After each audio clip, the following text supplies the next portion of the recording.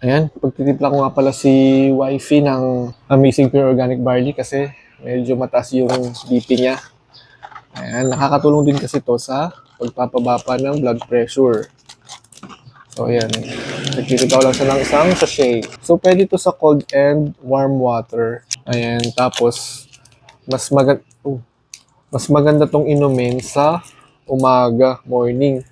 Yung wala pang laman yung tiyan, siguro mga 30 minutes before ka mag-breakfast, no? Ayan, tapos wag yung kakukulong tubig kung gusto mo ng warm.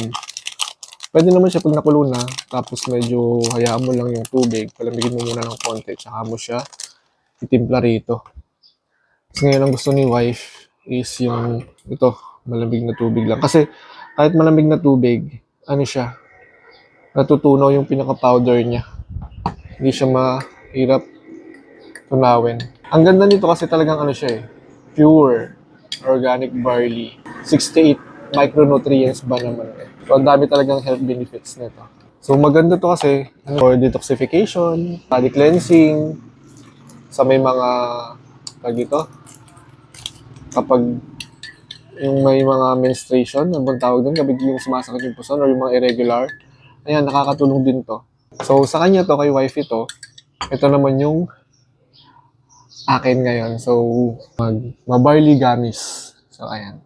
So, gummies siya. Ang sarap nito. So, ganito yung tsura niya. Ayan.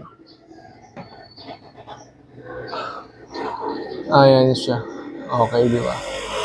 Mas ang sarap nito. Pwede ito sa ano, itong barley ano natin powder, pwede talaga, pwede rito sa bata. Um, Well, kahit anong edad pwede. Kahit anong gummies. Pwede ito sa bata. Sarap. Sarap, sa mahilig sa mga gummies dyan. Try nyo to. Healthy na. Tsaka ito, powder. So, ayan. Okay na to.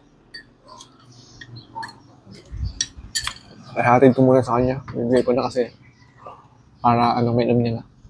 Bye-bye.